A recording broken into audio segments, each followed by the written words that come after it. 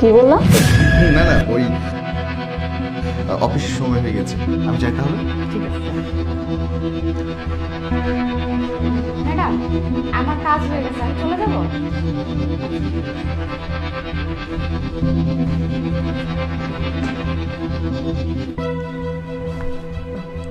কোথায় তুমি?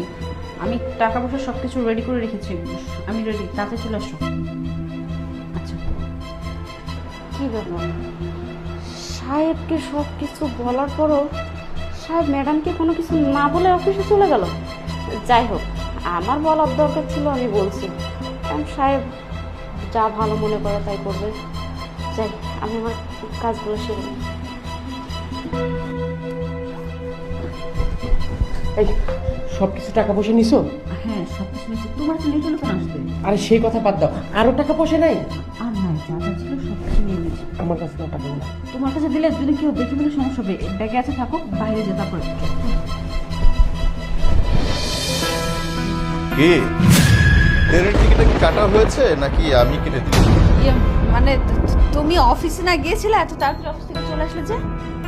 কেন, আমি অফিসে গেলে কি তোমার জন্য সুবিধা হয়ে যেত? আরে না, সুবিধা কেন হতো? ওই যে জিজ্ঞেস করলাম, তোমার তো সবসময় অফিস তাড়াতাড়ি ছুটি হয় না, এর জন্যই এত তাড়াতাড়ি যে আসলাম। সাথে ছেলেটাকে?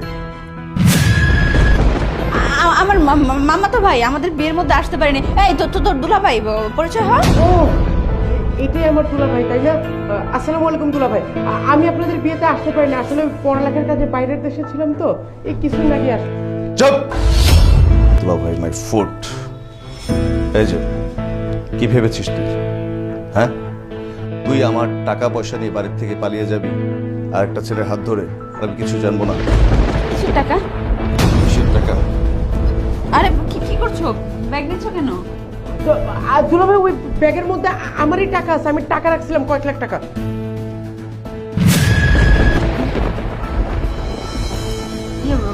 মানে হয়েছিল কি, এই টাকাগুলো নিয়ে আমরা একটু বাইরে ঘুরতে যাচ্ছিলাম। কি রে ভাই বল?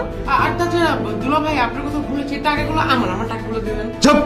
এতগুলো টাকা কি তোর বাপের জন্মে কখন চোখে দেখেছিস? এই টাকাগুলো তোমারই। তুমি বাসায় নাই তো, এই আমার ভাইটা খালি খালি বসে থাকবে, এর জন্য ভাবছিলাম যে ওরে নিয়ে একটু বাইরে ঘুরতে যাবো। আমার ভুল হচ্ছে।